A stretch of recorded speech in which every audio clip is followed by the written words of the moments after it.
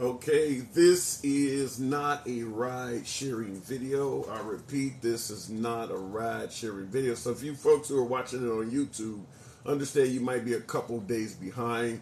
This is going to be Trump MAGA related, and when you talk about Trump, sometimes things gets a bit banned, the censors come out. Nevertheless, what up, folks? Once again, it is indeed your boy Tim, the handsome liberal.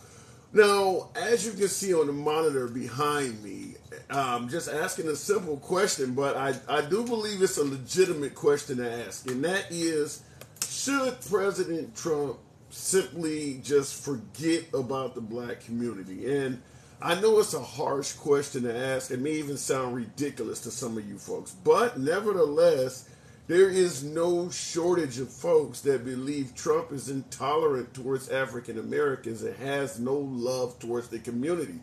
And I don't think, and the reason why I'm asking this question is because, in my humble opinion, I don't know if the relationship between President Trump and the black community in particular, if not minorities in general, I don't know if the relationship can be healed. Now we can suggest that Trump did nothing to harm the relationship. We can debate that.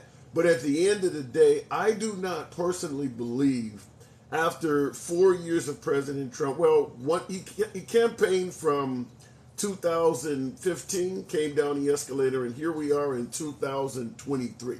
So we're talking about a culmination of almost, 8 years? I don't believe after these 8 years has transpired that relationship can be healed at this point.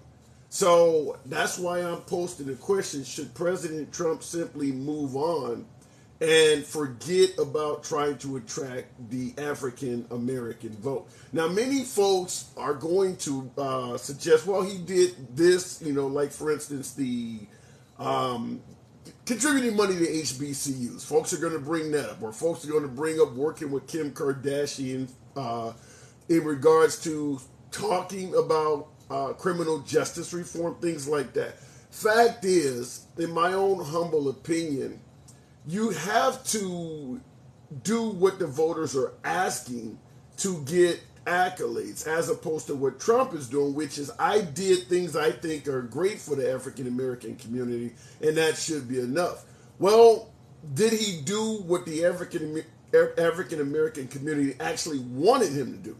Jobs in the African American community during President Trump were good. The economy as a whole were good for everyone, not just for African Americans. But make no mistake about it, things like what Colin Kaepernick taking a knee, or Black Lives Matter on the rise during the Trump administration, or African Americans asking for police reform, for the most part, he turned a blind eye to all of that and pretty much told the African American community, this stuff is unwarranted. You're asking for things that do not need to be done. For the most part, during the Trump administration, it was more of a matter of suggesting that I am the party of the police. I'm the law enforcement party, and flying Blue Lives Matter flags, which goes kind of against what the African American community was seeking at that time. You didn't hear a huge push during President Trump's term to fund money to HBCUs. That's not what the African American community was making a big fuss about. So even though Trump often uses that and points that out as something to show he cared about the African American community, wasn't what they were asking for. In fact, like I stated, suggesting that Colin Kaepernick be taken off the field. Well, among the African American community, he was widely favored. Also, you got to look at, I would probably bring up Barack Obama and the entire issue suggesting that he was born in another nation. I don't know if that alone was enough to really sour the sentiment towards President Trump, but it certainly did not help. It absolutely did not help. And obviously, we know, we can talk about the fact that President Trump, he's not the kind of guy who apologizes or, says I'm sorry, anything like that. I believe Don Jr. is actually quoted as saying, I've never heard my father apologize. So, fact is, that didn't help. That did not help to tear down the first African-American president. Even if you thought the guy sucked, to tear down the first guy like that and suggest that he was born in another country and never clear it, never give closure to the African American community that you don't still feel that way. So I'm just going to talk about what I got on the monitor behind me. Do you believe Trump should just move on from the African American community? Now, I'm going to be playing some audio clips. Now, let me make something clear. This always will be a MAGA friendly program, despite, any type of politics we talk about here, any type of debates we have here. The program is and always will remain MAGA friendly. It's not necessarily about bashing Trump, because we do entertain opinions that are pro-Trump. But we're going to play a few clips and discuss them, and why I humbly believe that the relationship between the African American community and President Trump has been severed to the point where it is probably irreversible. I don't believe that. Certainly between now and November 2024, what are we looking at? Maybe what is this? This is the 7th month of the year, so November. So you're talking about 16 months. I don't believe there's really anything President Trump could do to strengthen ties with the African American community between now and November. I understand that is sad to say. I'm not here to make it sound like that's a great thing or that's something that should happen, but I do believe that the amount of damage is irreversible. Now, we can talk about the media. Maybe the media certainly has played a part, because the media is not friendly to President Trump, and vice versa. Trump was never friendly to the mainstream media as well. But is it a case where all African Americans are simply going by what the media says, or do they see what's going on, and are they smart enough to make their own judgment? I would submit to you that everybody's not going to go by what the media says. Now, Fancy Prancy, appreciate you on the program. Fancy Prancy says he won't pander to anyone. I don't totally agree with that. While I do agree Trump is his own man and he's going to speak his own mind, that's why folks like him. I disagree that he won't pander to anyone. And I'll give you a clear-cut example. After the massacre, the Mandalay Bay massacre, where you had a gunman literally firing hundreds of rounds across the street in Las Vegas, I think he killed 50-something people, injured like 500. Trump seriously got on television, talked about an assault rifles ban. He talked about limiting magazine capacity and even potentially taking the AR-15 out of the hands of Americans. He actually stated, sometimes you got to fight with the NRA. I didn't know you were going to ask that question, because I would have certainly pulled that clip up, because that clip is on YouTube. And then the next day he made a complete change. Many would suggest that the NRA got into his ear and let him know, you do realize where all your damn voters are coming from. So when you say he doesn't pander to anyone, I think that's a clear-cut case of where the NRA got into his ear and he pandered literally the next day. He pandered to the NRA. So I don't totally agree that he doesn't pander to anyone, but I do agree that he's a hard-nose. He doesn't pander to many. He does not pander to many. But yeah, the NRA is is an overwhelming force, for lack of a better term. That's an overwhelming force. You start taking away firearms as a Republican, and I don't even know if Trump could survive that type of an onslaught. And fortunately for Trump, he realized that, and he pandered to the NRA. But in regards to what we're discussing, should Trump simply forget the black community? I'll play some clips, and I want folks to hear them out, and we will discuss them. Looking in the comments, Theodore McPhail says, because no one else is offering that. What do you mean when you say no one is offering what? I'm just curious. What are you suggesting that no one is offering? But yeah, I'm just simply saying that I don't see how this relationship could be healed in the amount of time we have before the election. Mr. Hanson, if Trump offered reparations and actually campaigned on it, then he could win the vote. I think it would be like, I think it would be very similar to what Fancy in the comments stated, that Trump doesn't pander to anyone. If Trump suddenly started offering reparations, in my humble opinion, and you can tell me to go to hell, or you can tell me you think I'm right, doesn't matter.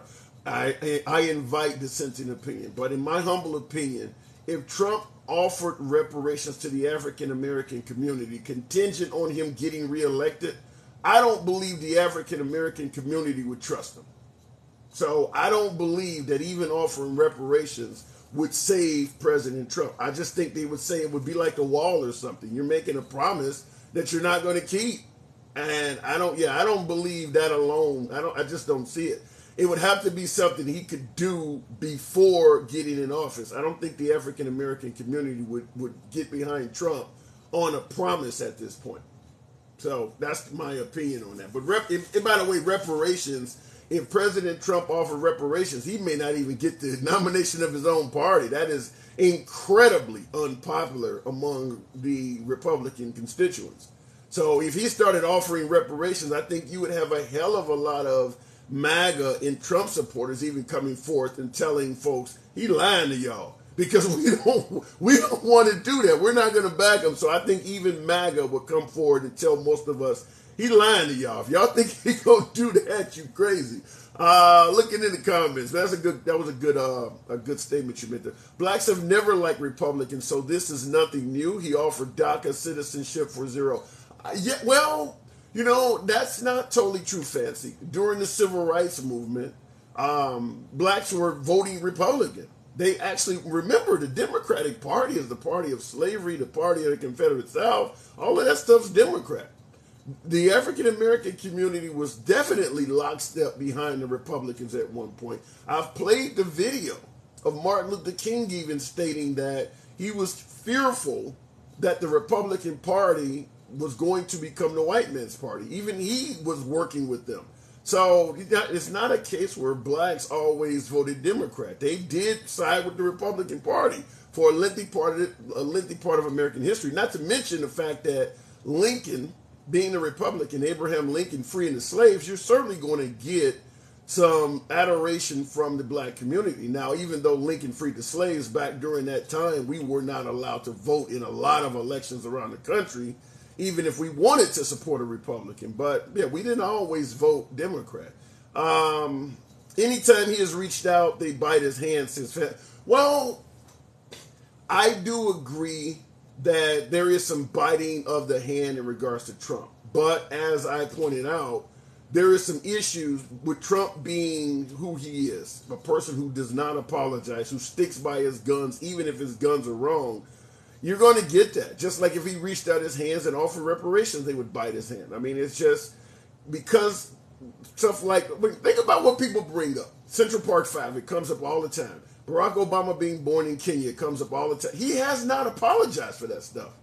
And he's clearly wrong on some of that stuff. I mean, I understand there are still Americans that believe Barack Obama was born in some kind of African nation. But Trump came out and later said, no, he was born in America. But he didn't apologize for saying the opposite. So that would have went a long way. And that's not just something to go with Trump on. In reality, anyone that says or does something wrong and apologizes, it helps the situations. Many would argue that President Biden is incredibly intolerant. But look at the laundry list of apologies he's offered. Compared to fuck your feelings, that's going to make a significant difference. And I've said that many times on some live streams, is that an apology, whether authentic or not, will beat fuck your feelings 100% of the time. And that's kind of been the mantra of Trump is, yeah, I said it, so what? And it is what it is. The Harriet Tubman $20 bill says user got 1962. That is another issue. And I didn't even think of that one when I was writing my notes down, is that under the Obama administration, we were on the cusp of having a Harriet Tubman portrait on the $20 bill. Trump got elected and instantly halted that program. Call it what you want. Maybe it was necessary. He gave some type of reason for why he did it. But fact is, he halted that program. That was halted under his administration. The first black senators, I'm talking 1870s, were black. Senator Blunt. Yeah, that is true, Theodore. Right after the Civil War ended and African Americans gained freedom, the Abraham Lincoln administration left Union soldiers in place throughout the South to defend the freedoms of African Americans. Fact is, the South, even after losing the war, did not want to give freedom to African Americans. But the Union soldiers were stationed all over the damn place, and they were allowed to vote. And you instantly started having African Americans climbing up in society, becoming politicians, as you're pointing out, becoming senators and everything. Well, it wasn't long before Abraham Lincoln withdrew those Union soldiers from the South. And the minute he withdrew those Union soldiers, the South became racist as hell. All of the rights that African Americans were enjoying disappeared. And suddenly they couldn't hold office or anything. But yeah, for a very short period of time back in the 1800s, African Americans were really starting to show some serious promise. And it was only because the Union soldiers of the North were hanging around the South protecting their freedoms, and they were enjoying them. They were utilizing them. But the moment those soldiers were taken away, the South went right back to their old ways, and they started creating like loitering programs so that they could actually arrest you and throw you back in jail and make you work as a slave for free. So they were still trying their best to do what they were prevented from doing. But that is why you have black politicians in the 1800s for that short period of time. Because you'll notice there were black senators at that time, and then all of a sudden there's this huge gap where it didn't happen again. And that's what happened. The Union soldiers were retracted, and it went right back to where it came from. You know, we always say that just because you pass a law doesn't mean you change what's in the hearts and minds of people. Just like if they were to pass a law taking away the Second Amendment, most Americans still think you should own a gun. So you could pass the law, but people are still going to have that mindset for generations. Well, if you're used to treating African Americans a certain way or viewing them a certain way, passing a law that says they're free is not going to change the way you feel. And that's exactly what happened. But what we're talking about in regards to suggesting that Trump should, whether he should just move on from the African American community, in my humble opinion, I'm going to just flat out say the answer is yes. I do believe that like I said, that relationship is irreversible. I don't think that. Not to mention, I don't think that the Republican Party in general is working very hard to strengthen that relationship anyway. Now, I will say this: I do believe Trump did more towards working with African Americans than most Republicans did. But if you got Republicans doing things that African Americans are not happy with, and Trump is not speaking out against it, then I don't think you're going to get much from that standpoint either. But Trump himself has said things, and like I've said before, has later admitted he was wrong without apologizing. I just strongly believe the sentiment that you shouldn't have to apologize for anything does not suit well when you make mistakes. But I wanted to give you folks a few clips. Now, clearly, some of this stuff is going to be folks from President Trump's inner circle that are being critical of him. And I understand for all of my beloved MAGA, like I said, the program isn't always will remain MAGA friendly, but I understand for folks who do support Trump, you're not fond of folks being critical of the president, even if they are people that were long-term friends, associates, or even family members of the president. The minute they become critical of him, you're not very fond of him. There's nothing I can do about that, nothing I can say about that. But I do understand that is a common sentiment, that folks are not very fond of folks criticizing the president.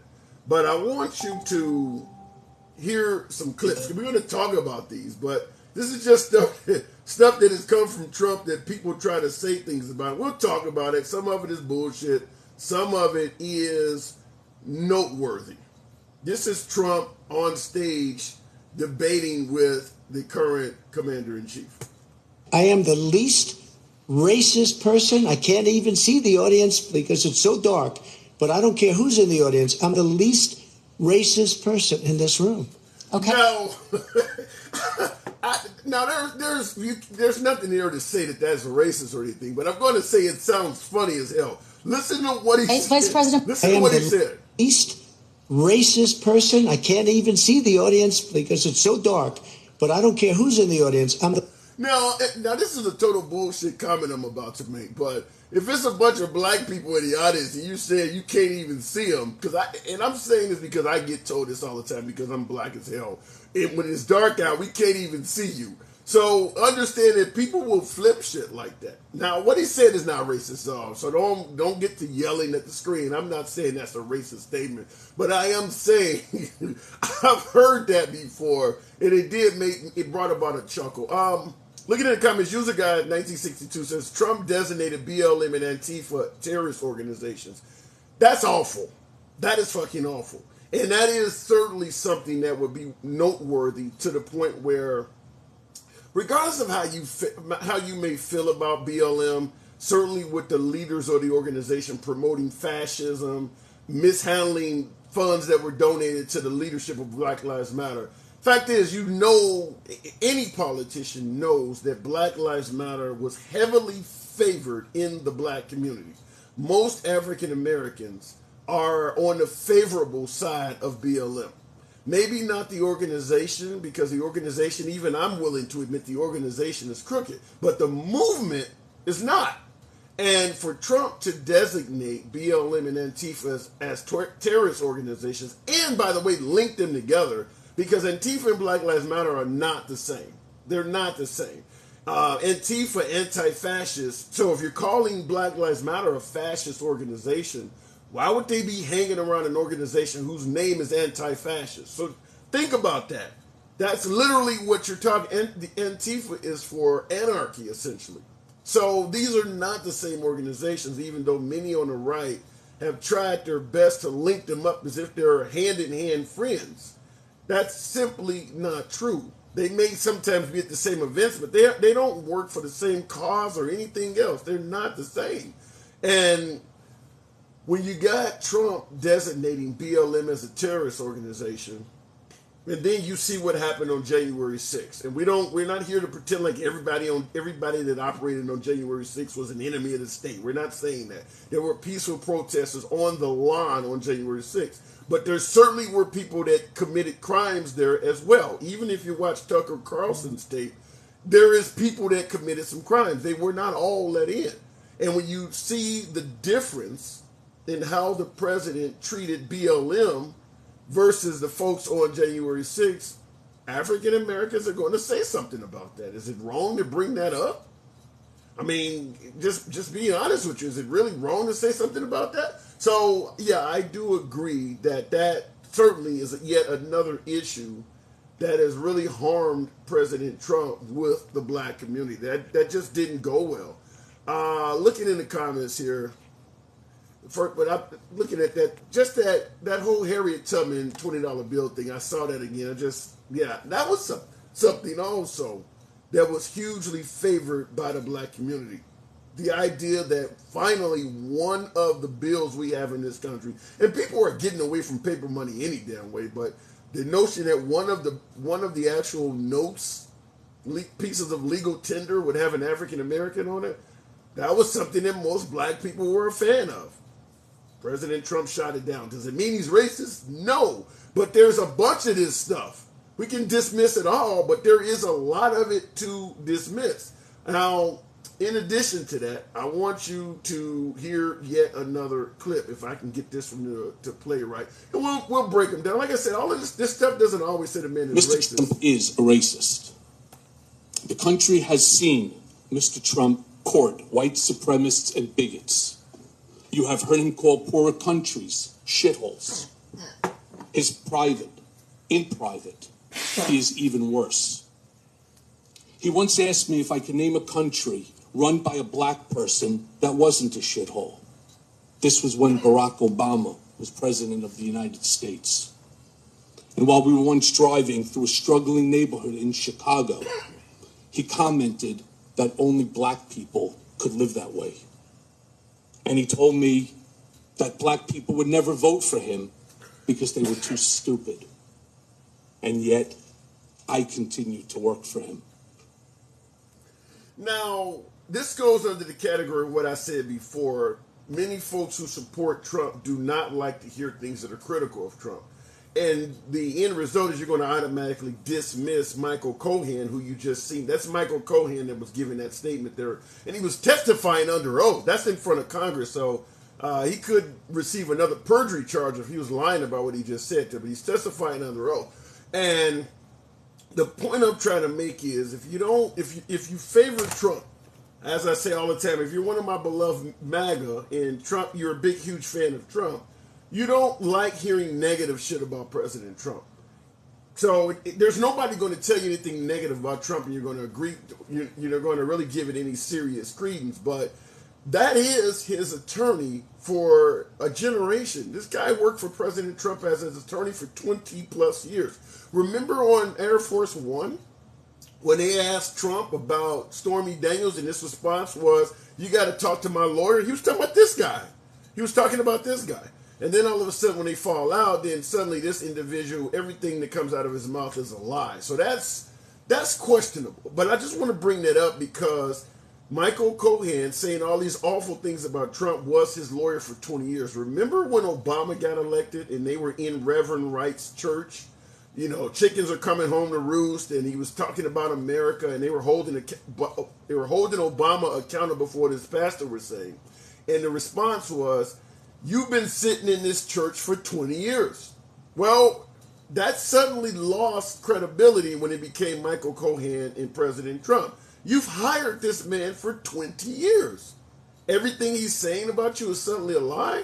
So it is something to discuss. I understand, like I said, if you're a fan of Trump, you don't want to hear it. You don't want to hear it. But it is hard to dismiss someone that has hung around you for 20 years as every single thing they're saying is lying. They're just making all of this stuff up after hanging around you for 20 years. Now, I understand Michael Cohen at the time was about to be sentenced to prison, so he did have something to lose. So he did have motivation to speak negatively of Trump. But do I believe every single thing he said was a lie? No, I don't. And you hear what he said and how damning that stuff is in terms of the notion that Trump is not being, when folks are saying he's intolerant now. In regards to the comments, Lewis Clash, you're saying now you're forcing people to... No, this is an off-time live. I just wanted to talk to the folks. No, all of the live streams will be normal. This is just today. This is just today because this is a sensitive topic. I understand most of my viewers do not want to hear any idea that Trump might be intolerant. So that's why this is set that way. But all of the other live streams will be as normal unless I'm doing something like this off culture. But the 11 to noon lives that I do, they will stay the way they are. They won't require any kind of subscription. But I appreciate your comment. Looking at the comments, Trump called out the military and cavalry to run off the protesters of the Black Lives Matter march on DC. That is true. That's also the one where they were suggesting he held the Bible upside down or something like that. Yeah, and that's what I'm talking about, is that when we defend Trump and say that he's not intolerant, there are a hell of a lot of these little pieces of things here and there that you got to also point to and say, no, that didn't mean that, and that didn't mean that, and that wasn't. But like I stated earlier in the broadcast, there is no denying that during Trump's presidency, the black community was woefully in favor of Black Lives Matter. And Trump was highly critical of that organization. Does it mean he's a racist? Maybe not. But you can understand why African Americans wouldn't like him. You know, no different than, let's say, the evangelical community is highly in favor of Christianity. If you get a politician in there that does nothing but hammer Christians, then, or say that Christianity is a terrorist outfit, they're not going to like him. They're going to say he's an atheist or he's anti-Christ or something like that. And that's what Trump was doing, was attacking most of the things that African Americans hold dear and near. He's talking about creating jobs and a strong economy in the black community, which is true, but they were asking for specific things. Colin Kaepernick taking a knee is asking for something specifically that Trump is saying, you're just making that shit up. Same thing with the George Floyd bill and all of this other stuff that they were trying to get passed. Trump is telling the black community, you guys are just making this stuff up. This stuff ain't needed. And that's where you're going to have a problem. You can't just tell people, I know what's best for you and I'm going to give it to you, as opposed to what you're actually asking for. So you're not talking to the constituents, you're talking at them. Despite what you're asking for as a voter, me as a politician, I know what's best for you, and I'm going to give you what I think you need as opposed to what you're asking for. You need jobs, you need HBCU money or whatever the case may be, or you need a strong economy. All the other shit you're asking for, you don't need that, and I'm not going to give it to you. No, that's gonna hurt come election time. Real quick here, I don't know what. Okay, I was trying to. Okay, let me make it. There we go, Lewis. We will take you on here. He is acting up. Good afternoon or good evening, Lewis. Hey, how you going? How's it going? I'm doing good. Did you see? Yeah, there's Did no you see? force to subscriber. This is just I I wanted to know. talk to I the was just folks. messing So with you. I know yeah, you've done this before. I know. no, I know. I well, just like messing with you. yeah, no. This is the first But time I've I ever. definitely This is get. the first time out of over a year. I've never did a subscriber only live. This is my first one. I just found out how to do it. But I've seen other people. I've seen other people. I've seen other people do it, and I know that's why people do it. So I knew that's what it was.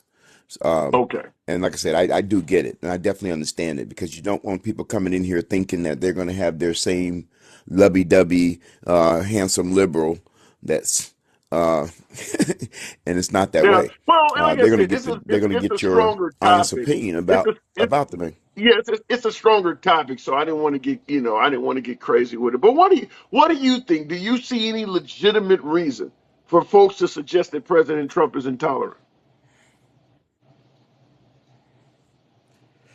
Absolutely.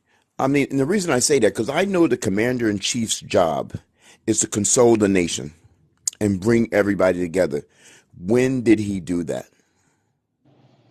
In Yeah. the 4 years, when did he do that?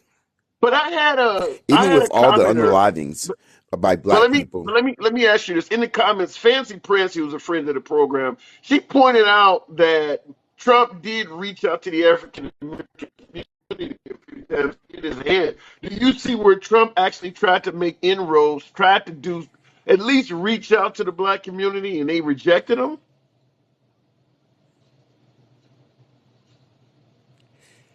Well, if most New Yorkers knew how Trump was way before he got in office.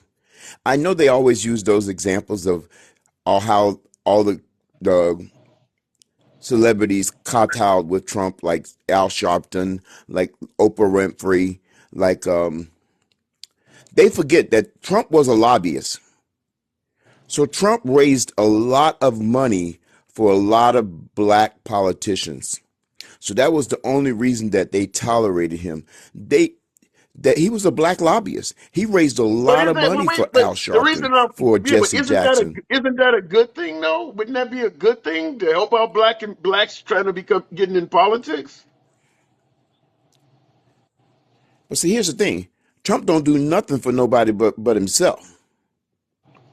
Well, Do you wait a follow what I'm minute. saying? That's So a he raised a lot of hold on. money for them, but But that is unfair to Trump. Anybody that donates money to politicians wants something in return. That's not something special.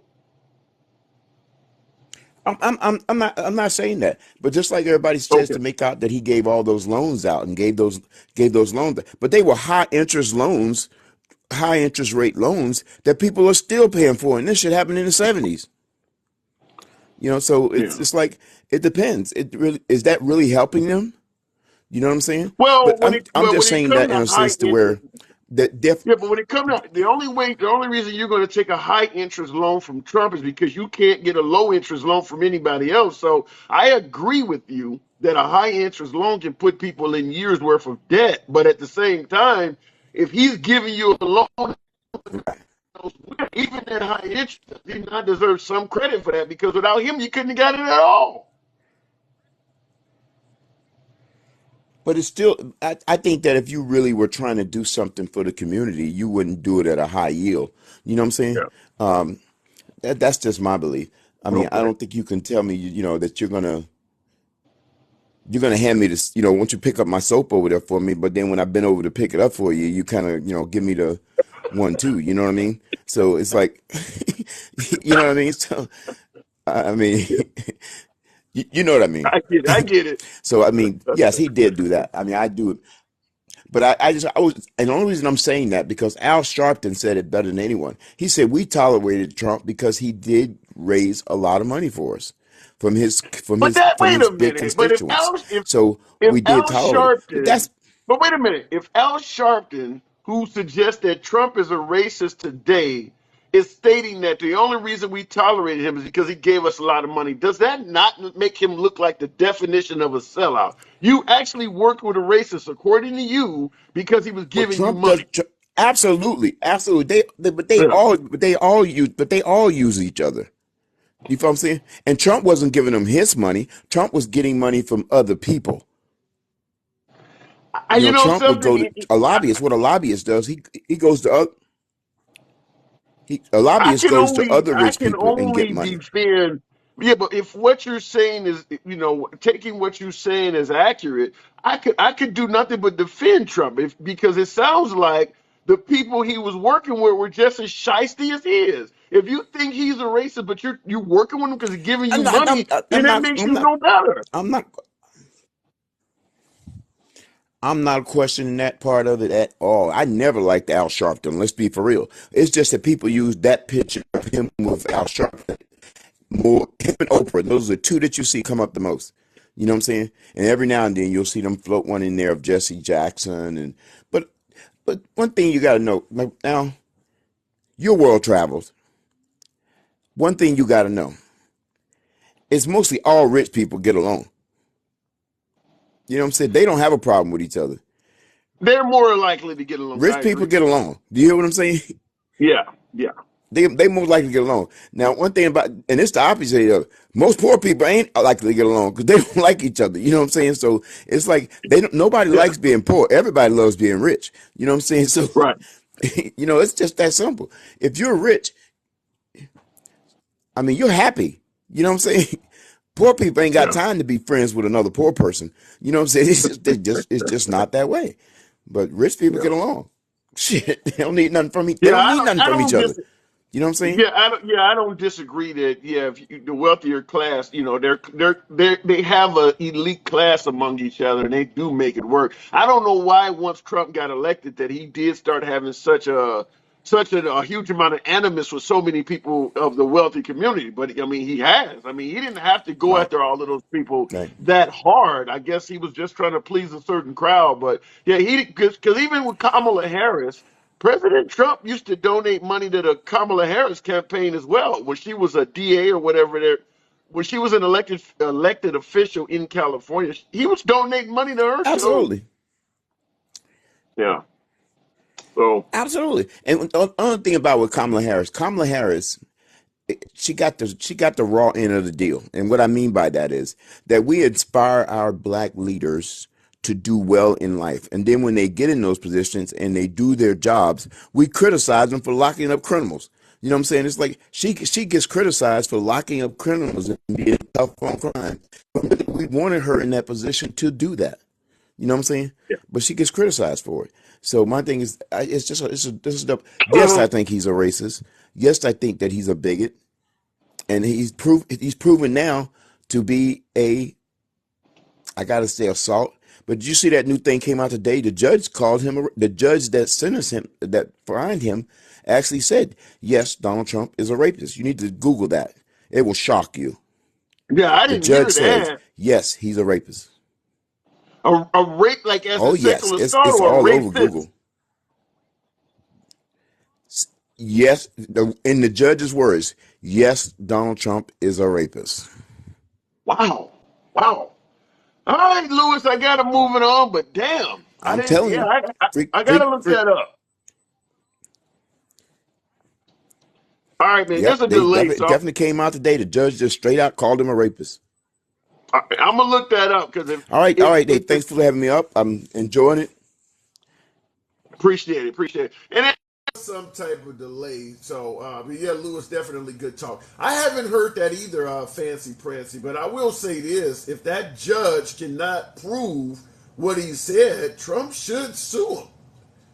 Now, Trump was found liable in a civil suit but he wasn't found criminally liable. So if the judge is suggesting that Trump is, if Trump is the perpetrator of sexual assault, if I'm President Trump, that's an easy victory in terms of getting a few extra bucks in the bank. I would make him prove it. But also keep in mind, for someone like President Trump, there is a lot of folks that already believe that about him anyway because of what happened with E. Jean Carroll and his grab them by the you-know-what comment. So if he were to try to sue the judge that said that, he could open up a huge box of worms that he don't want, because now all of a sudden you got a judge trying to get proof shit on you, and it's not going to help during a presidential campaign to have folks, throwing this stuff around. So I don't know. Maybe his attorneys might advise him to just let it subside.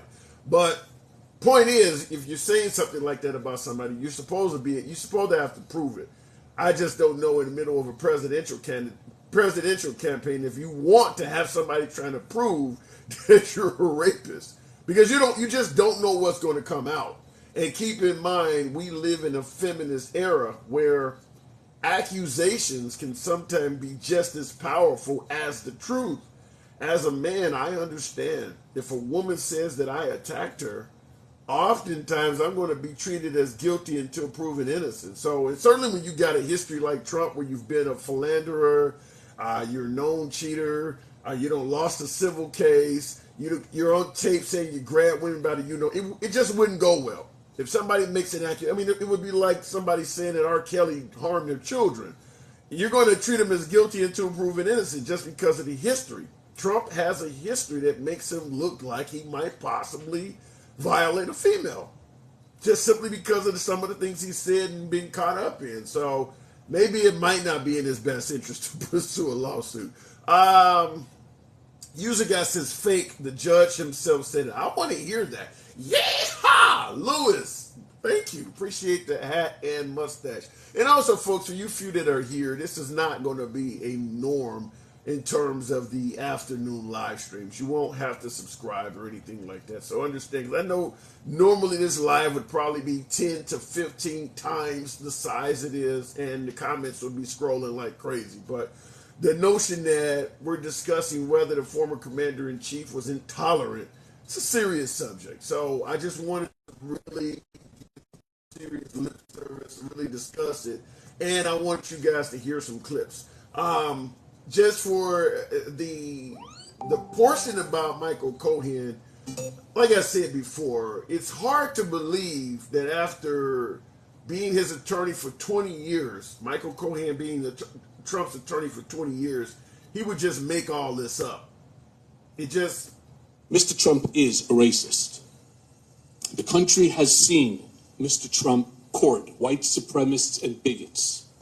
You have heard him call poorer countries shitholes. In private, he is even worse. He once asked me if I could name a country run by a black person that wasn't a shithole. This was when Barack Obama was president of the United States. And while we were once driving through a struggling neighborhood in Chicago, he commented that only black people could live that way. And he told me that black people would never vote for him because they were too stupid. And yet, I continue to work for him. I want to say something. Now, obviously, we don't know if Trump said anything wild as this, and Trump is going to deny it. But the part about African Americans not supporting Trump because they're quote-unquote too stupid, I'm not here to pretend like Trump said anything like that, but I have had numerous live streams where I've asked the viewers, why do you believe African Americans continue to shun the Republican Party? And that's essentially the answer they give, is that black people are too stupid. They're sheep, they follow the media, they listen to what their parents say. I mean, they pretty much give that answer. I'm not talking about Trump, I'm talking about most folks that I talk to from the right side of the aisle. When asked why do blacks woefully support the Democratic Party as opposed to the Republican Party, they are too stupid. Sums up the answers you generally get. They want free shit. It's all things that involve someone that is of lesser education. The notion that maybe they see something in the Democratic Party that resonates more with their politics than the Republican Party does not ever come up. It's always about literally following blindly behind some other person, cause, or politician without any intellectual thought at all. And I've probably asked this question to over 1,000 folks on the right. And I've never heard anybody say anything else other than some of that stuff I just gave you. The media they just blindly follow the media. They're just doing what their parents did. They want free shit. These type of things. This is the type of stuff you overwhelmingly hear.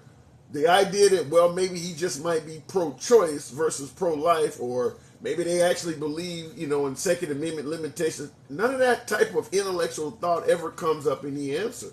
So what he is saying here, that blacks would not vote for me because they're too stupid, I don't know if Trump said that. I'm not accusing him of saying that. But I am saying I know for a fact that many on the right believe that blacks vote Democrat because they're too stupid to do otherwise. That's a very common answer. And I'm sure many of you folks watching, regardless of what side of the aisle you're on, you have heard folks say the exact same thing. Looking in the comments here.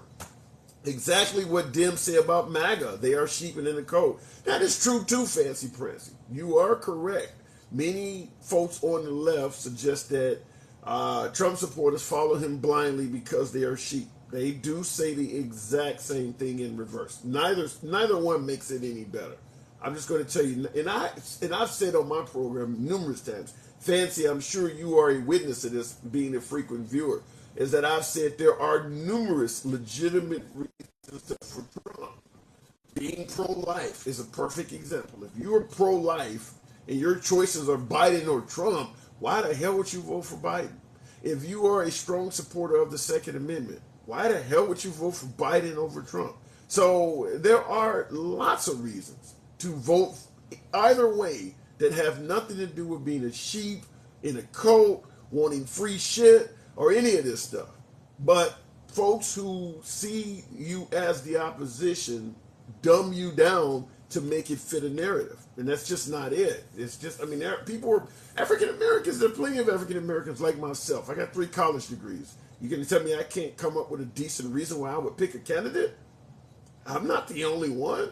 Dems constantly say Republicans are low intelligence and uneducated. Yeah, what you're basically just saying is they do the same thing to us. But you are not denying what I just said about folks suggesting that blacks are too stupid. You're just saying that they say the same thing about folks on the right. You're not denying that. Like when folks were upset at blacks for voting for Obama, but most of Obama's votes were from whites. Yeah, Obama could certainly never have become the commander-in-chief without the white vote. There's just simply too many whites in the country. The majority is becoming slimmer and slimmer, but certainly in 2007, when Obama got elected, November of 2007, yeah, you couldn't do it without the white vote. Most American states are predominantly white. So yeah, I totally agree with that. Yes, both sides are name callers. And that is true, Fancy. Both sides are name callers. But the problem is when it goes all the way up to the top. If I hear Obama, Biden, Clinton saying that, all Republicans are just sheep and things, I think just like what he's accusing Trump of saying, that they almost said, and I would be highly critical of that. I don't care what side of the aisle you're on. You shouldn't be saying that about a large sect of your constituency. You just shouldn't be saying that. Anyhow, going back to, I want you to hear yet another one that I find to be interesting. We'll discuss it on the other side. But it's crazy. When I see the Make America Great Again, my comment is, do you accept that could possibly be construed as a racist remark? And most people, a lot of people go, how could that be racist? Make America great again? I said, so just ask yourself from an African-American experience, when was it ever great in America for the African-American? When was it great? So if you're making it great again, it's not including them. So it's to teach us in the woke world to open up and accept the possibilities that our privilege has created blind spots for us. And maybe I haven't seen what is really happening yet in all my years. When I see the Make America Great Again. Now, that comment is incredibly popular among African Americans.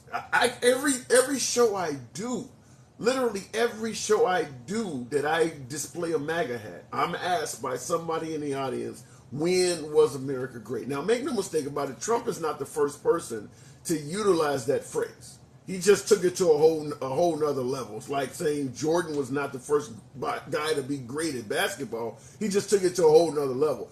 And Trump, obviously, with the hat and the symbol and things like that, he's taken Make America Great to a whole nother level. But what this man is saying here, Bryan Cranston, what he is saying is something you hear from African Americans all the damn time, is that when you throw the word again, you're not saying you're here to make America great. You're saying you're here to make America great to the point of something that has already happened in the past. Hence the phrase again.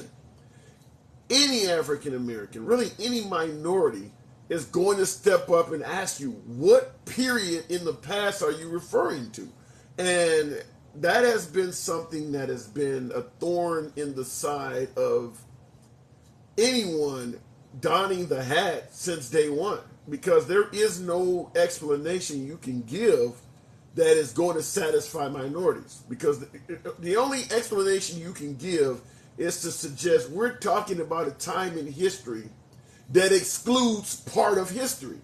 In other words, we're talking about a time when there were two-parent households or when there were Christianity in schools, but we're also excluding all the oppression that was going on, because there's always been that in America up until, say, the 1960s. So it's a phrase that you have to wonder, did you vet that phrase? If you vetted that phrase, because I mean, let's just be honest, if you come up with a campaign slogan and you bring in a bunch of constituents that support you and ask them what you think of this slogan, you would never get that past black constituencies.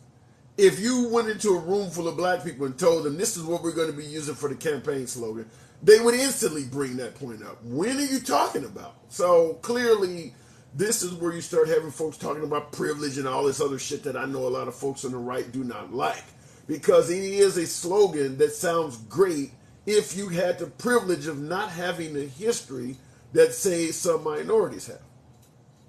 It's not about anything else. It's just your history much better than mine. So when I say, let's go back and make America great, you have the privilege of not having to come to horrible conclusions of what happened, because it didn't happen to your side. So it's just something that should have been vetted better, should have been thought out better. Like, you got to understand, this could be taken really bad.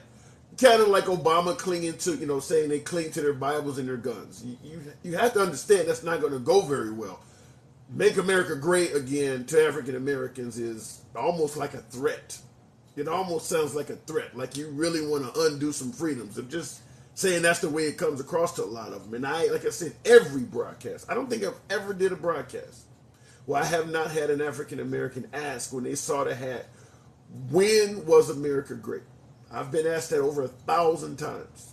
So that's how unpopular that phrase is to African Americans. Trump himself should either come up with a great explanation, hire a team that can come up with something that sounds. He should have did this in the beginning. Once he used that phrase, and people started asking that question, which by now undoubtedly every single Republican out there has been asked that question, they should have came up with a decent answer to at least downplay it somewhat. To this day, I've never heard of a decent answer to explain to minorities. They kind of just shunned them off. We ain't talking about you. And that doesn't resonate when you're expecting them to vote for you. Looking in the comments here, Dems consistently say Republicans are low educated. Yeah, we talked about that. Name calling is Trump's best tactic, says user guy. It is effective. It is effective. It was very effective in 2015 and 16. Not so much in coming up in 2024. It wasn't as effective in 2020 either, but it's becoming increasingly less effective. And, just like Mr. Furley on Three's Company, he still thought the clothes he was wearing looked good. Remember Don Knotts on Three's Company, Mr. Furley with those wild outfits? Even though they were outdated, he still thought they looked good. President Trump still thinks name calling is the way to victory. But at this point in the game, name calling is kind of like Mr. Furley's outfits. People have grown tired of that. He needs to move on from that. But I don't think he's going to do it, just like Mr. Furley was not going to change clothes. I don't think Trump meant it that way, but it is blacks' perception of it, and that's what matters. Yeah, Fancy, not only is it the perception of African Americans, it's pretty easy to orate how it might be a legitimate perception. It's pretty easy to give a good explanation why it makes sense that is their perception. I mean, there's no denying that the phrase again means returning to a point where we already been. And there just is no point in American history that an African American will say, yeah, I want to go back to that period. I mean, so it's a perception that I believe anybody would perceive it that way. The only difference between blacks and whites is when whites here make America great again, they're thinking back to a time and they're not even taking in consideration what was happening to blacks. So if I'm white, yeah, that actually doesn't sound bad. Back in the day, America was, like I said, you had the nuclear family. You didn't have as much crime. I mean, yeah, it sounds great. And that's how it works, is you have to have the mindset where you're only thinking about people like you. About those other people, yeah, I guess it wasn't that great for them. But most folks who favor the slogan are not thinking about that. So, like I said, that's where the privilege and all of that crazy stuff comes in. But at the end of the day, wait a minute, Theodore, you said, what did he say? You're talking to Fancy. I don't quite get that. But moving on, is the guy racist? If I had to answer the question whether I thought Trump is racist, I would probably to some degree divert to what I think he's more likely to be. And that is, he is an opportunist. Kind of like when Abraham Lincoln was quoted as saying, if I could end the Civil War by freeing every slave, I would do it. If I could end the war without freeing any slave, I would do it. At the end of the day, he was saying, I just want to end the Civil War. I don't care how it's done. If everybody's got to be enslaved still, I'm fine with that. I just want the war to end, and I want America to be stronger again. Well, I do believe that Trump is similar to that. If Trump could get back in the White House by pandering to the African American vote and giving African Americans what they want, I think he would do it. But there's just not enough of us, and many of us do not even show up to the polls. So you don't have to pander to us. But I think that I see President Trump as an opportunist. That's why he was associated with Don King, Mike Tyson, and Oprah Winfrey, and all those folks. It served the opportunity he was seeking at the time. And right now, if he's seeking to be reelected to President of the United States as a Republican, you don't really need the African Americans. I mean, most Republican presidents have got to where they are without much support from the African American community. You don't really need them. Now, who you need is evangelicals and a hell of a lot of the folks who are intolerant of African Americans. So if you're an opportunist and you're going to pander to whoever it takes to get in the office, then if I can do it with the help of these supremacist guys, then I'm going to take and work with them. And that's what I believe it is. It's not necessarily that he's coming at it from a racist standpoint. He's coming at it from a standpoint of, I want to be reelected, and the racists are going to be a huge part of my voting base and help me do it. So that's who I got to work with.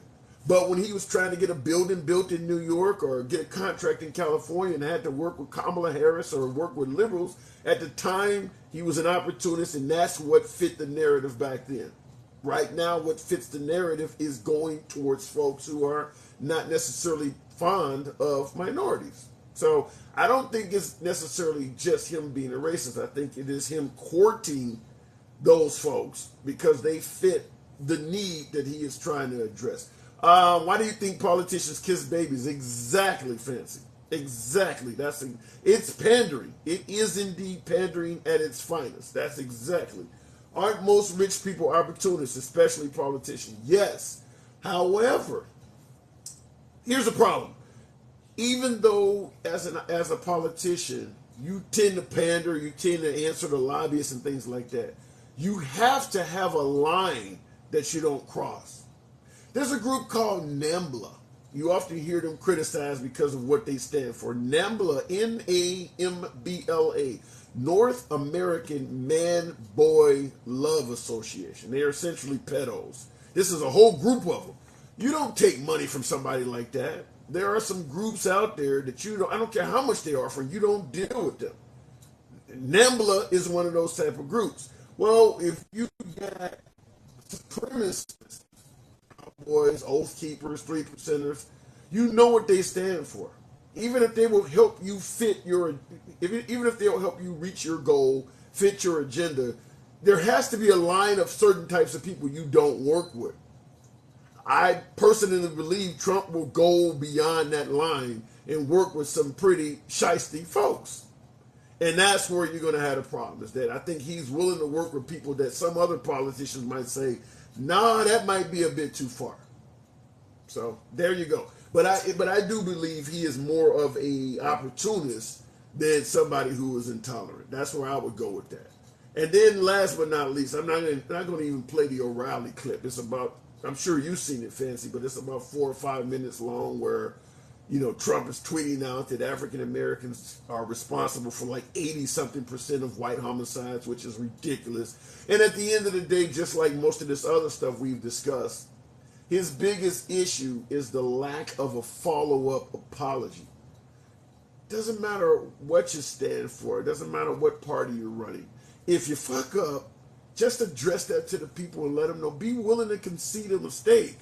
Certainly if it's to the point where it's making you look like a racist, intolerant, or, just awful, be willing to tell the people, listen, I got some bad information. I should have vetted it properly. It is my fault. The buck stops with me. He's not doing that. And that's where the problem is, because if somebody does something wrong to you, you call them out on it, and they don't apologize, you're going to walk away thinking they did it intentionally. I've just told you, you step on my foot or something, and I yell out, ouch. You look me dead in the eye, you realize you stepped on my foot, and you don't say, I'm sorry, then I'm going to assume you did it intentionally. And Trump has a host of acts. He has a host of things because, like I said, he does not apologize. Like Don Jr. said, I've never heard my dad apologize for anything. So people are left to think, well, I guess he meant that. Now, as I would say, my beloved MAGA, the response is they tend to create narratives for Trump that he is not seeking, such as locker room talk, for instance. When Trump was caught saying that stuff on tape, he wasn't the one who originally said that was just locker room talk. That was an alibi that his supporters gave him that he started using. He wasn't saying that. And that's happened throughout his tenure as president, where he would be on TV, where you'd have Sarah Huckabee Sanders, for instance, on television, creating some type of defensive narrative for something that he said that was controversial, and he would be at home tweeting and doubling down on it. And now you got the folks in the audience asking Sarah Huckabee Sanders with their phones in the air, like, what you just said, he just tweeted out the opposite of that. So that's always been a problem for him. I don't know if that would ever change, which is why I started out the original broadcast by saying that the reputation with Trump and the African American community, in my humble opinion, is irreversible. At this point, just do what you got to do to become the Republican nominee. I don't see the pathway towards becoming commander-in-chief again being an easy one at all. But I also do not see any hope for restoring any type of relationship with the black community from Trump. You're talking 8 years of damage. And think about it. Most of the stuff that folks suggest that are favorable to Trump in regards to the black community is before those 8 years. Talk about HBCUs and a little criminal justice reform. But outside of that, all of the stuff that we talk about where Trump was friendly to the black community is all stuff that is before those 8 years. Whereas with Biden, when we talk about Biden being intolerant, when we talk about Biden being racist, most of the stuff we bring up that is against Biden is before he became president. Since he's became president, there's not a lot of intolerant stuff to bring up. It's all before. Whereas with Trump, after he became president, that's when the intolerant stuff really began. So it's like Trump was friends with the African American community before he became president. Biden came across as racist toward the African American community before he became president. Trump became president and then the racist stuff started happening. Biden became president and the racist stuff started not happening. That's where you have it. Because when you hear folks talking about Biden, it's, I don't want my kids growing up in a racial jungle, talking about the crime bill of the 1990s. It's virtually nothing since he's been in office. Almost all of the intolerant stuff brought up about Biden is all before he became president. Almost all of the, well, I won't say with Trump because there's a lot of stuff even before, but a large portion of the intolerant stuff they bring up on Trump is actually after he was in the office. So it's a big difference. It is a big difference. Trump doesn't even ask God for forgiveness. By his own admission says, use a guy. Yeah, and I have played that video here on the show where they asked him, have you ever asked God for forgiveness? And he said no. Now, what baffles me the most, because Trump is the Republican, he's the leader of the Republican Party, been the leader of the Republican Party almost 10 years now. I don't see how that got past the evangelicals. At the time, he had to be approaching 70, maybe he was 70 years old already. I don't see, remember Barack Obama, folks were suggesting they couldn't vote for him because he was a Muslim and they were, questioning his Christianity. How could anybody be a devoted Christian that has never asked God for forgiveness? I'm not very Christian myself, but I do realize how anti-Christian a statement like that is. And yet the Christian community is woefully behind Trump and not someone like Biden who's been attending mass his entire adult life. Now, the reason is obvious. Despite what we may say about who goes to church and who does not, sometimes it's a matter of pay attention to what a person does as opposed to what they say. Even though Biden is attending mass, he's pro-choice.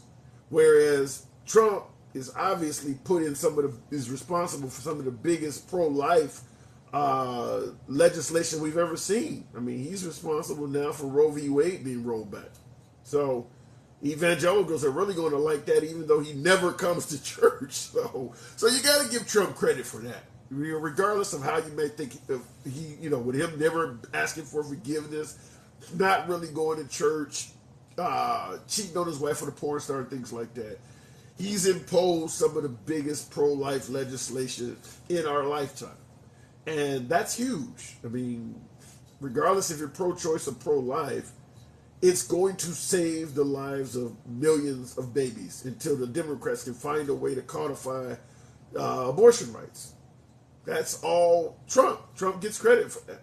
Trump gets credit for that. So that's probably why the evangelicals are big fans of him. Theodore says, do you foresee Trump and Tim Scott having back and forth debates about the black vote?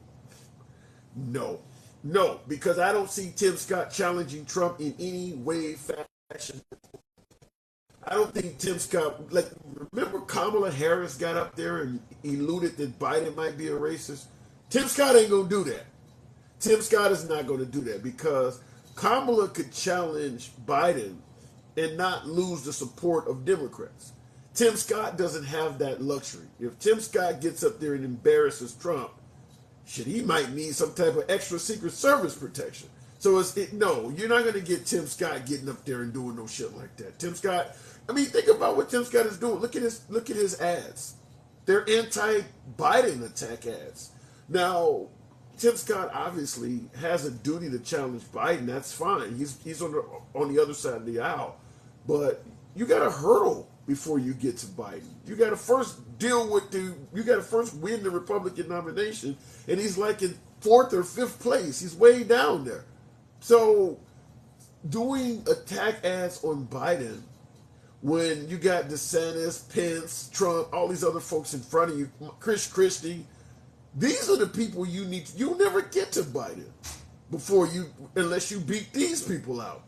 And here's my opinion. In my humble opinion, Tim Scott is seeking a cabinet position in the Trump administration or in the DeSantis administration. Tim Scott is seeking a cabinet position, like a Buttigieg or a what was the brain surgeon? I can't think of his name. The African American that was on the Trump administration. Ben Carlson, I think it was. Yeah, he's seeking a cabinet position. I don't think there's anyone in the Tim Scott campaign that believes he has a decent chance of becoming president in that party. It's just not going to happen. Ron DeSantis is so far ahead of Tim Scott that even if Trump became incapacitated, disqualified due to legalities, this just not going to happen. So I see Tim Scott as running for a cabinet position. I also believe, like you said, whatever his name is, I can't pronounce it, but Romney, he's also kind of seeking a cabinet position because you're running for the nation's highest office and trying to be silent on your competitors. That's not a campaign. A campaign is exactly what Trump does or what Chris Christie is doing or even what Ron DeSantis is doing. By the way, Ron DeSantis, I meant to do a video on this. Folks often on the right question how Hunter Biden got away, suggesting that the DOJ squelched and kept under wraps a lot of the issues with Hunter Biden to protect President Biden during his presidential campaign. Ron DeSantis claims that Trump was corroborating with the DOJ to quiet the Hunter Biden story. It doesn't make any sense, obviously, but Ron DeSantis said that Trump was working with the DOJ to keep the Hunter Biden story from coming out. You don't hear that on the right. You don't hear the right talking about that much, but Ron DeSantis, that's a pretty big missile that Ron DeSantis launched at President Trump. So Ron DeSantis, although still far behind Trump in the polls, like 30%, I think he's finally caught on that the only way I'm going to get this guy any kind of competition is I'm going to have to attack him. Because Ron DeSantis, just like Tim Scott and the rest of these guys, we're trying to seek the nation's highest office without launching any attack ads on Trump. That's a waste of time. Another one that's doing that also is Nikki Haley. Now, Nikki Haley's already been on the Trump. She already served on the Trump administration, so I don't know what the hell she's trying to do. She's doing the same thing, trying to run for president without talking about the elephant in the room, which is Trump. Not only are they trying to remain silent on President Trump, Trump's going through some big shit. In fact, if you are running against someone and they're getting indicted over and over again, that should be like a Christmas gift. You should be plastering that all over your ads. You're not taking the biggest gift there is the fact that your guy is struggling and being called a criminal all over the country. You're going to keep talking about Biden, really? So the very nature that Tim Scott and some of these folks are not even willing to even talk about President Trump getting indicted. You think if Ron DeSantis or Chris Christie got indicted, even if it was on some bullshit, you think Trump would be on TV defending Chris Christie saying that, well, he got indicted on some bullshit? No, they would be saying Chris Christie is guilty as hell, and that's why he doesn't make a good commander-in-chief. But Trump gets indicted, and all of his competition is actually defending him. So even if you truly believe he's innocent, this ain't helping your campaign. Why would you be defending your opposition? Trump would never do that. I don't care if you got completely railroaded by the court and you were 100% innocent. If Trump is competing with you, he's not going to get on TV and defend your ass. That makes no sense at all. Looking in the comments, Fancy you says to keep herself relevant. Run for the governor's job. Run for senator. I mean, run for something that you actually can win. Just running for the sake of running, I don't see the relevance. I mean, I guess you are right. It does keep you relevant, but are you running just to stay relevant? Where you're not really even trying? I mean, you just have no concern of winning at all? Now, keep in mind, they do get to keep some of the money they raise. That could have an issue. I mean, at the end of the day, if you just try to do it as a grift to pocket some of the money, I understand. They do get to enjoy some of the money they're raising. And Tim Scott will raise a few million. I mean, Nikki Haley will raise some money. So just to enrich yourself, perhaps. I heard them on the radio make statements. Yeah, that's crazy, though, if they're doing that just to keep themselves relevant, because there are constituents out there, voters out there, that are giving you their hard-earned money because they truly believe you're going to make the country better. Not just pocket the money and ride off into the damn sunset. And that's what a lot of these folks are going to do. Tim Scott knows he has no chance of winning. So anybody that is not fond of Trump with the name calling and the trials he's about to go through, so you go vote for Tim Scott or something like, you're not going to get Tim Scott at the end. Now, what likely could happen if Ron DeSantis doesn't keep going too far to the right, because I do believe there is a possibility. I understand a lot of my MAGA would not like this statement, but there's only a few of us on here. A lot of folks who support Trump are not going to like this, but there is a possibility that Trump is going to be disqualified due to legalities. That espionage charge, for instance, prevents him from being commander-in-chief. There is a possibility.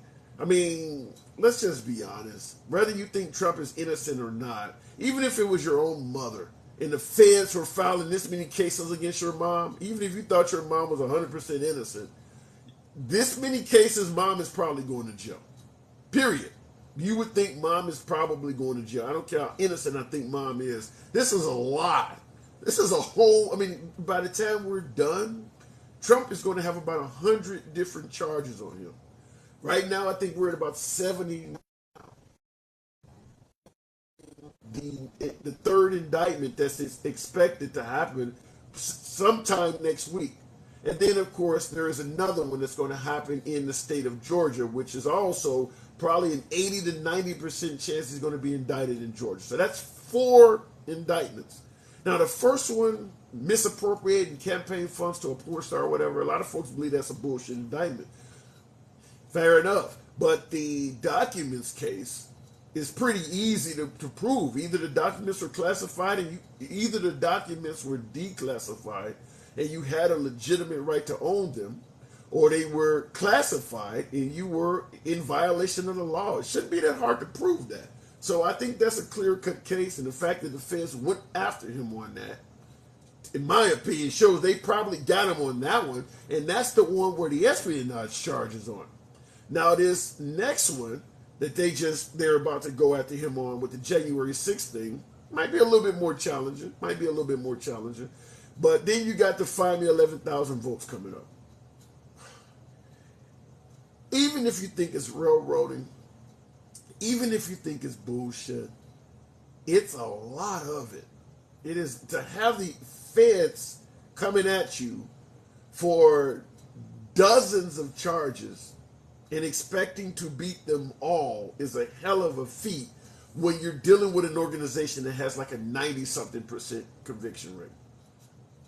All they do is have to land one of these. Almost all of those charges, each individual charge has some type of prison time attached to it. I'm not here to say Trump is going to jail. I'm just simply saying you got like 70, 80 charges being... Basically, look at it like this. Somebody who can hit a target 90% of the time gets to shoot at you 70 times. And you're hoping all of those shots miss. That's what's happening right now. The feds have a 96% conviction rate, and they have 73 indictments on him right now. So they get 73 shots at you, and they're 96% accurate when they fire, and you're hoping they miss all of those. That's all I'm saying. Even if it's your mom, you would have to say mom is probably going to be in trouble. I don't think she's going to miss. I don't think they're going to miss all of that. Now, looking in the comments, Fancy, you said they want to negotiate if he will drop out, and I agree with that. I do believe that the feds are politicized. The primary goal is to stop Trump from running again.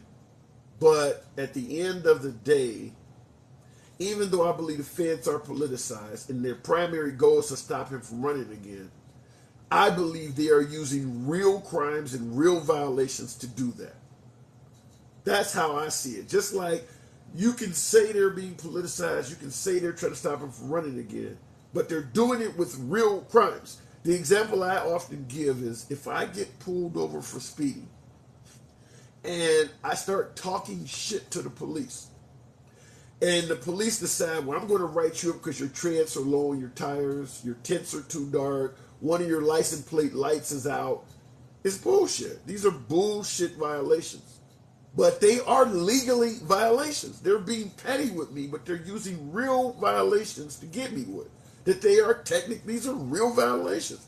Well, what they're using on Trump, I do believe a lot of the stuff they're going after President Trump for is stuff they would not have fucked with him with. If he wasn't running for president, if he wasn't insulting everybody, I don't think they would be messing with him. But make no mistake about it, the stuff they're coming after him for are real violations. They can legally do it. You actually are doing this stuff. And yeah, if he, as you said, step that announce he's not going to run, not going to get involved in political campaigns, so that's another one. Not only do you not run, you don't get in campaigns and start telling people Senate elections are being stolen and doing all kinds of other shit. Yeah, I think they would probably let the man ride off into the sunset. Maybe take a few $1 million from him as a fine or something like that and leave him alone. But that's not Trump. Trump is a stubborn guy. He's not going to take that. Trump is going to go out fighting to the day he dies. He's going to go out. And when he does pass away, there will be 100 conspiracies floating around how he passed away. That man could live to the age of Betty White, and when he passes away, somebody would say the CIA took his life. Because of who he is, there's going to be a conspiracy floating around his death no matter how he dies. Looking in the comments, what happens to the justice system if he isn't convicted, if found guilty? Wait a minute. What happens to the justice system if he is not convicted, then he's innocent? What do you mean? I don't get I don't. Are you saying that if he is found guilty but not convicted? I don't get the wording of that. I agree with the other person. Maybe they want the VP spot. Yeah, it's just a ruse to get a campaign spot. Now I've seen some folks. Here's something funny. I've seen folks posting Trump for president. Some of my MAGA, Trump for president, and Kennedy as his running mate. These are MAGA. These are Trump supporters saying that. Trump, Kennedy, 2024. Now remember, Kennedy's running for president as a Democrat. So that just goes to show you that Kennedy is nothing more than a troll. I still have yet to figure out why the hell Kennedy is running as a Democratic candidate. There is absolutely nothing about that guy of modern times that suggests he's a Democrat. He is literally running as a spoiler. I just don't see it. You think Chris Christie is in it to get rid of Trump? Kennedy is, and I see your comment, Fancy. Like you said, I like Kennedy so far. Everybody that likes Kennedy leans right. So why is he running for a Democratic ticket? I have not heard of one person in favor of Kennedy that actually is a Democrat. Everybody I've heard that supports Kennedy leans right, but he's running as a Democratic president. It's just completely there to spoil the system. Now, Bernie Sanders was clearly not a Democrat either, running as a socialist. But he did have a hell of a lot more in line with the Democratic community than this Kennedy guy. Bernie Sanders was left, just way left. And there's a lot of Democrats that are way left, just like there are right-wingers and there's people who are far to the right, folks who believe that You know, if you have an abortion, you can be executed, or believe that if you get caught stealing, you should get your hand chopped off. There are far right people like that. Well, Bernie Sanders is far left, but he had a far more in line, far more. He was agreeable to the Democratic Party far more than Kennedy. I just don't understand where Kennedy comes from. I just do not understand it. Appreciate you folks that have subscribed, Alan. I will make it clear, during my lunch break lives, they will continue as unsubscribed broadcasts. These special ones, like now, because we're talking about something I consider to be a bit more serious, and that is whether the former commander-in-chief should just simply forget the African-American community as a whole. I did want to have it because it was more to be a heart-to-heart conversation with you folks. Like that, because my typical audience is 10, 15 times the size we have here now. We generally well up in the hundreds. And that's kind of why I did it that way. But I do appreciate you folks that are rolling with your boy as always. I don't know what to say, like I said, though, in regards to President Trump, other than if I'm advising him, just do not exhibit controversial statements to the African American community. But understand, sir, you're not gonna win the vote of that constituent base. I think the damage with the black community is just simply irreversible. There's too much in it. Even to the point where somebody in the comments earlier suggested that if Trump offered reparations, the black community would vote for him. And I immediately said, I don't agree with that. I think that they would say he's lying about it. I don't think they would even believe it. Now, if he could make it happen in the off season, because Trump still has a hell of a lot of power with the Republican Party, if he could actually talk to Congress right now and get them to put that up for a bill, and obviously the Democratic Senate would support it. If he could make that happen now, yeah, you may be onto something.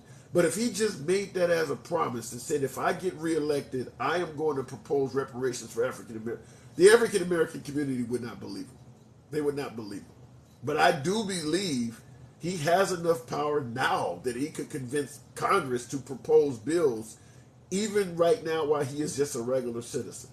However, there is no support at all among the Republican base, the Republican constituency, to give reparations to African Americans. That is highly, highly unfavorable. I don't even know if a lot of Congress people would survive if they started talking about it. That's not going to happen. So I'm going to say that won't happen. You would have to get a hell of a lot of Democrats to even come close to making reparations even become something of a discussion. But among Republican voters, that is highly, highly unpopular. If I had it my way, Trump should retire and enjoy his life for his safety and peace.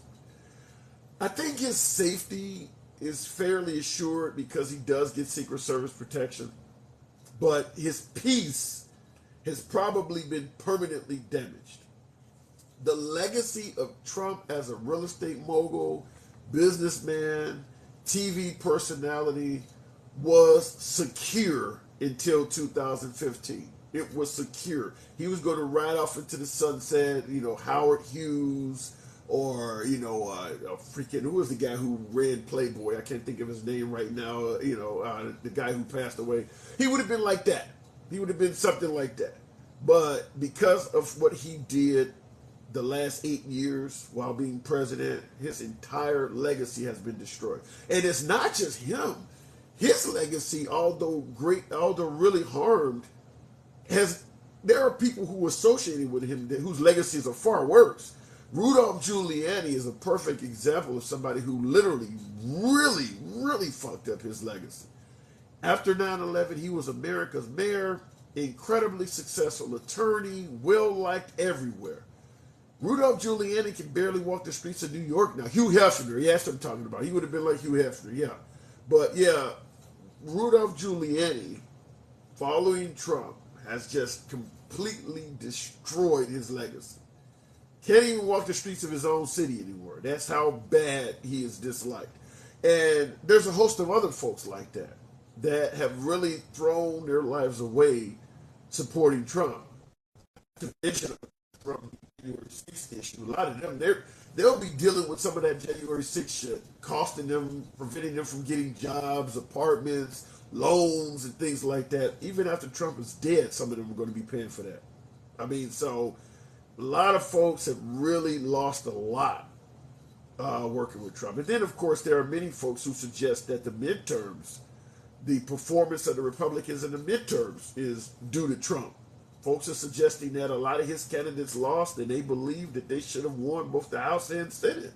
But they only won the House, and they're blaming Trump. They're blaming some of the gubernatorial, some of the governor losses. They're blaming on Trump. There are Republican candidates out there that are blaming Trump for what happened in the midterm. So I agree with you, Fancy. I think the guy would have been far, far better off, not only for his own legacy, but even for the legacy of his family, because the Trump name has also been irreversibly harmed due to his presidency. Putting his name on buildings, there are cities that don't want anything to do with him anymore. So I think that, yeah, the last 8 years, when you think about how old Trump is, 76 or whatever he is, and up until the last 8 years, so well into his 60s, nothing but good shit out there. Now, there's people in New York that didn't like Trump. People were saying little things here or there, but for the most part, his reputation was favorable. I mean, he had a hit show on NBC, like I said, properties everywhere, things like that. Playing on his golf courses, you got rap stars putting them in songs. His reputation was favorable. All of a sudden, he runs for president. It's trash, and I just don't believe it's going to come back. Now, obviously, MAGA is going to support Trump forever. That's fine, but he had everybody. He didn't just have MAGA. Most of the country was favoring him. Now it's been limited to a small sector of people. Now it's maybe 20-30% of the country favors him. The numbers were much better, much bigger than that. And I don't think out of his presidency, it's going to be the same as it is for most presidents. His presidential library will be a place of controversy because a lot of his tweets and all of that stuff is going to be in the Smithsonian. All of that stuff is going to follow his name forever. Not to mention 4 indictments, 2 impeachments. Even if you think this stuff is bullshit, it happened. Two impeachments, 4 indictments, and who knows what else is coming down the pipe. It's going to be folks who are suggesting that how could he not be considered as the worst president in history? I don't want to go into that area, but just on paper, you're looking at a guy who's been impeached twice and indicted 4 times, which is going to happen, by the way. Right now, he's only been indicted twice, but the likelihood of him being indicted 4 times is very, very high. He'll be indicted next week, and then he'll be indicted next month. That's almost a certainty. So he's going to go down in history with 4 indictments, 2 impeachments. A host of his supporters said that all of that was bullshit, but it is something that officially happened. No other president has come close to that. Not only has he been impeached twice and had indicted 4 times, he's had his crib raided. I mean, he's been arrested. Like, what the hell? Now, we can talk about the economy. We can talk about giving money to HBCUs, meeting with Kim Jong-un. But all of the stuff that I just mentioned is out there. I don't know if bringing up 50 years from now that he met with Kim Jong-un or that he had a good economy 50 years ago, I don't think that stuff will matter. But bringing up that this guy got indicted 4 times and impeached twice, that will still be huge news. It'll still be the record. I don't think 50 years from now we'll have another commander-in-chief that will have come close to that. So when you talk about what will stand out in regards to President Trump in terms of legacy, 50 years from now, there's something about most politicians that come up. With Barack Obama, it's going to be universal health care. Fast and Furious or the IRS scandal, that stuff's not going to come up. It's going to be he gave us universal health care and obviously being the first black president. George W. Bush is going to be the Iraq War. Ronald Reagan breaking up the Soviet Union is probably his biggest accomplishment. That's probably what folks think about. He broke up Soviet Union. He had the Berlin Wall torn down. Gorbachev tear down his wall. These are signature achievements that you're going to hear 50 years from now. Trump's is going to be those indictments and those impeachments because the wall was not complete. Now, if he gets reelected and he can turn a lot of this shit around, actually make a wall come up and things like that, then it's different. But tax cuts and all, nobody's going to talk about that shit 50 years from now. That stuff is meaningless. It's going to be those big things like those impeachments and those indictments. His legacy is not going to be good. What Trump's legacy should be, the Space Force, Operation Warp Speed, if he had completed the wall, those should be that should be his legacy. But he can't brag about Operation Warp Speed because his own party don't like it. Space Force, maybe, depending on how much it takes off. But right now, his legacy is fairly negative. It is fairly negative, whether you like it or not. That is what it's going to be. Now, in the comments, Fest, you say, but was it him or the Democrats who smeared him? The impeachments, particularly the first impeachment, the Russian collusion, you can blame that on the Democrats smearing him. The second impeachment, in regards to January 6th, that's not the Democrats smearing him because there is a host of Republicans that held him accountable for that too. They're just not saying as much because he's still in power and they fear their careers. As Trump's power begins to wane off, more and more Republicans are going to come forward and speak negatively of him in regards to January 6th, which is that second impeachment. In fact, right behind me, I got a host of books from people that worked with President Trump and spoke out in regards to his impeachment. I got one in here from John Bolton as well, Ambassador Bolton, but people that were hired by him, appointed by him, that left his administration, and they're holding him accountable for January 6th. So I'll give you the first impeachment, but not the second one. The second one is not a Democratic smear. And the indictments are going to be the same thing. Maybe the first indictment, the using campaign funds to pay a porn star, that's a Democratic smear. That's a very petty indictment. It might be a violation nonetheless, but it's very petty. The rest of them are far more serious. The documents, January 6th, and finally 11,000 votes. Those are far more serious indictments that are not Democratic smears. In fact, finally 11,000 votes was done in a state with a Republican governor. That's in Georgia with Governor Kemp. That's not a Democratic smear. That governor down there thinks that Trump was trying to overturn the election. Not to mention, you're going to have quotes in history books from Trump's own vice president that are very negative of Trump. Mike Pence has said all kinds of bad stuff about Trump and suggesting that he was trying to steal the election and things like that. That's his vice president. That's not a Democratic smear. Too many members of his own administration. Everybody from Scaramucci, Omarosa, like I just pointed out, Pence. Chris Christie was not on his administration, but he was part of his debate prep team. It wouldn't surprise me if Rudolph Giuliani in the future said something negative about Trump, because Trump is not paying him, even though he was his lawyer. I think right now Giuliani is kind of waiting to see if Trump is going to become, in a position of power, and then Trump would make it up to him. But it would not surprise me also if Giuliani came out and said something negative about Trump. So it's going to be a lot of people that he had in his inner circle that are saying bad things about him. That's not Democrat. You can't chalk all that up to a Democratic smear.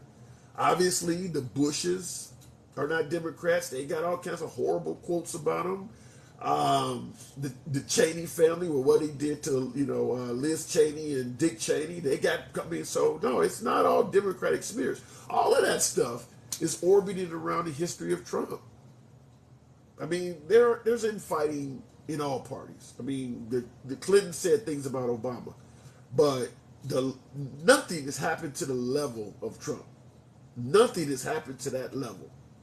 And all of that will be part of his legacy. So 50 years from now, I believe personally, unless Trump is reelected and he changes his legacy, 50 years from now, he's going to come across as one of the most chaotic presidents we've ever had.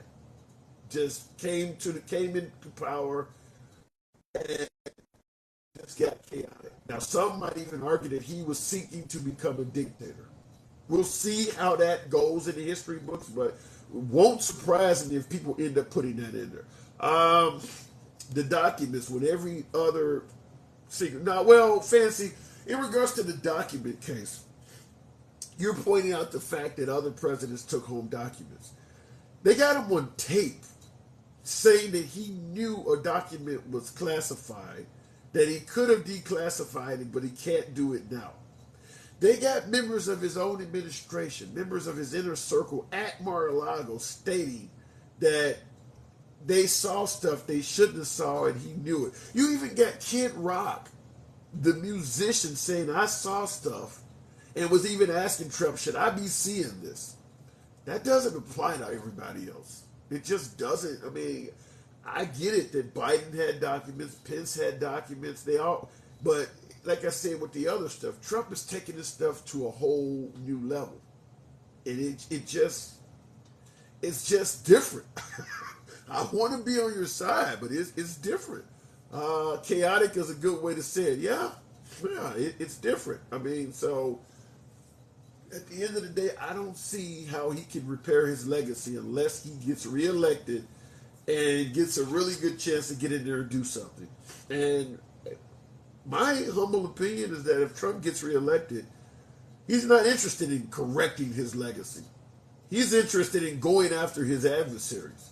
If Trump gets reelected, heads are going to roll. It's going to be even more chaotic. Now, that's not to say that maybe the economy might not be great again and the country might be strong.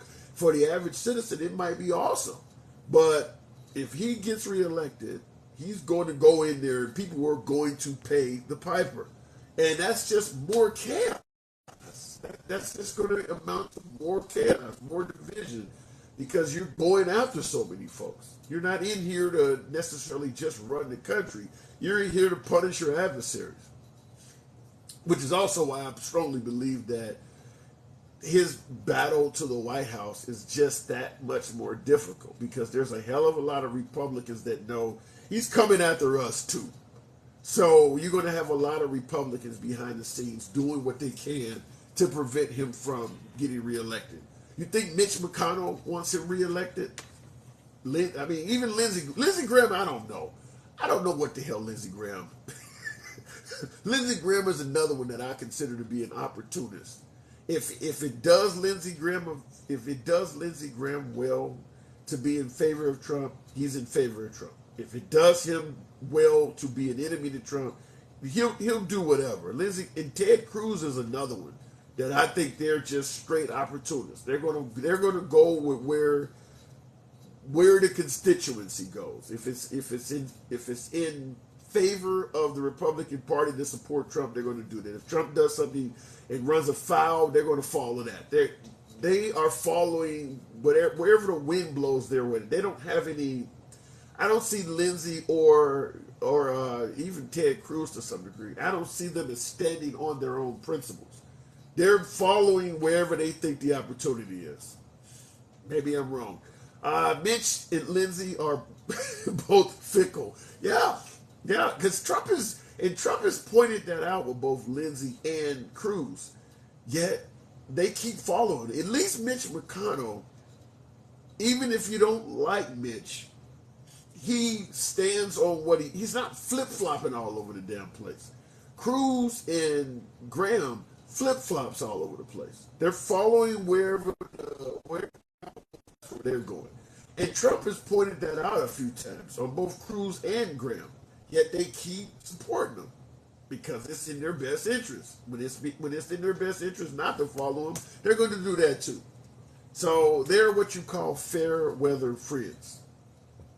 It is what it is, but I think they're fair weather friends. The Russian and Mueller investigation was all called for by Trump AG Jeff Sessions, not Democrats.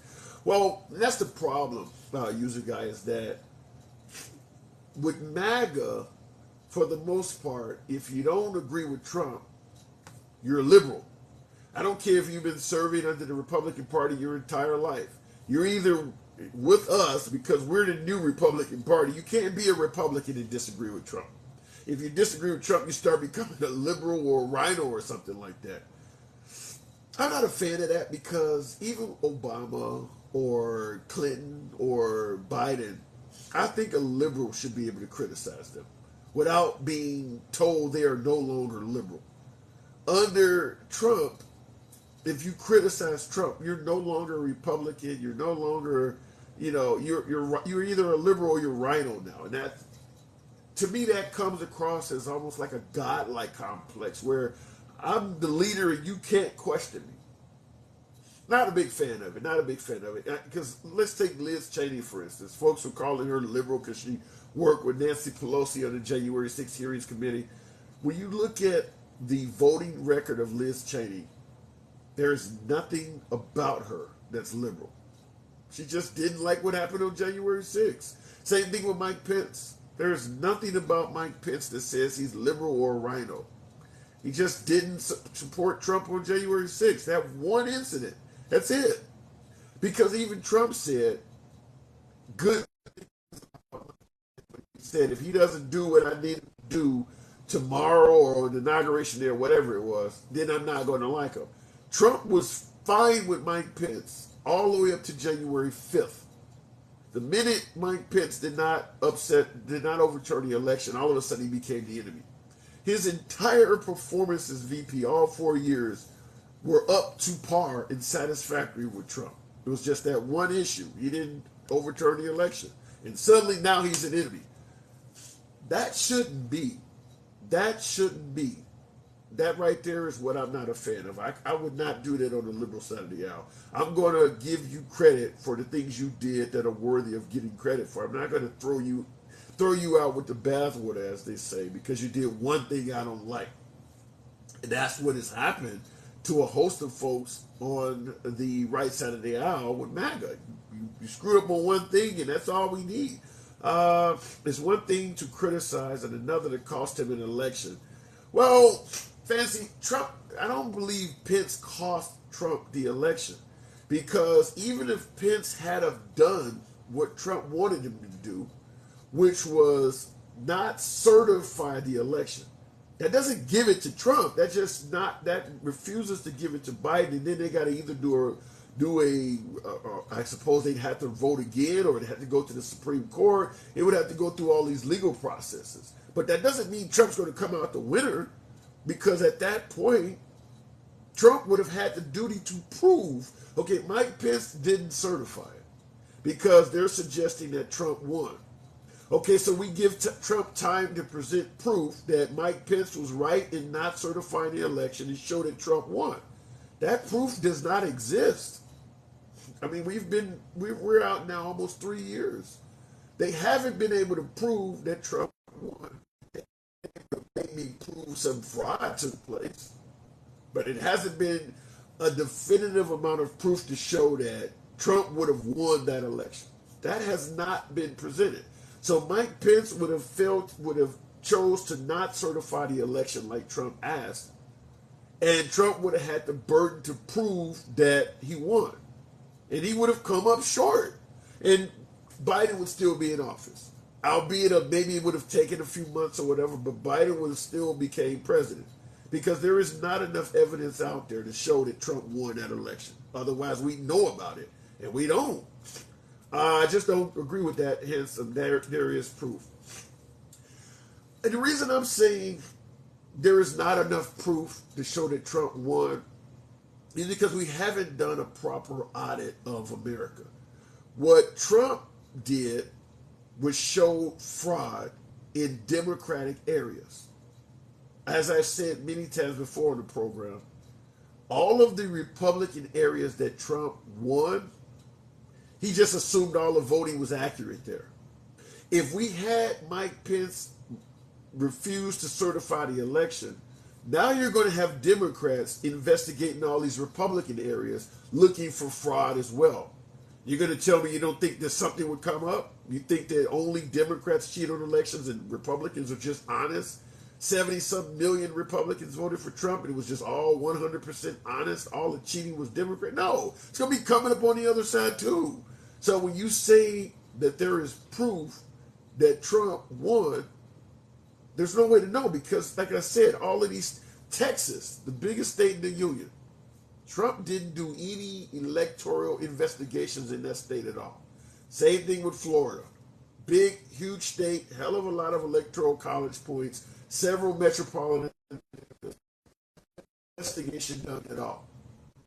So how do you know there's not Republicans cheating in the election as well? You only investigated the areas you lost in. It would be like if I only policed your area. Your neighborhood is where all the police are. And then at the end of the year, I say, well, all the crime happens in your neighborhood. Oh, yeah, that's what's going to happen when they only patrol your area. He only patrolled Democratic areas. So it looks like all the fraud was coming from Democrats because that's all he was looking for. Like I said before, he goes to Wisconsin. He does, all the investigations are being done in Milwaukee, being done in Madison, heavy Democratic areas. What's going on in Eau Claire? What's going on in La Crosse? What's going on in Appleton, Green Bay? Who cares? I won. I'm not up in those areas. I'm only doing investigations in areas I lost. Same thing with Pennsylvania. He only goes to Pittsburgh and Philadelphia. What's going on in Hershey? I don't care. I won. What about Scranton? You know, you're only going to area. He goes to Georgia. He only goes to Atlanta. What happened in Savannah? Decatur? Did you check those? No, I won those areas. I'm cool. Same thing in Arizona. Only going to Phoenix. That's why it looks like all of the proof is that he actually won. Is because you only patrolled areas where he lost. I guarantee you, if you went to Republican areas, you would find issues as well. It's just, what are you talking, 300 and some million people? 70 million voted for Trump, 80 for Biden, 150 million votes.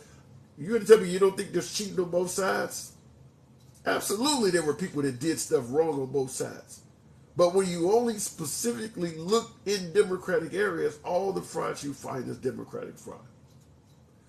Another good example, Trump sued the state of Pennsylvania on the grounds that they made changes to the way you vote. They claimed it was due to the pandemic.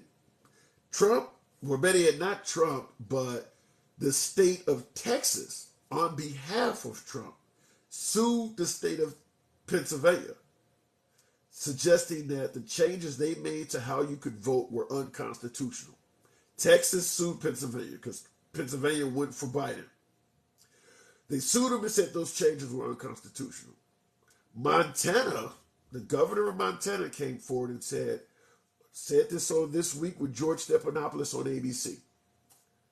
We made the same changes in Montana, but the Trump administration is not suing us because he won here. That's what the governor of Montana said. That's what I'm talking about, stuff like that. So if you are going to sue Pennsylvania, why isn't Montana in the lawsuit? You're not looking to secure the integrity of the election. You're looking to win.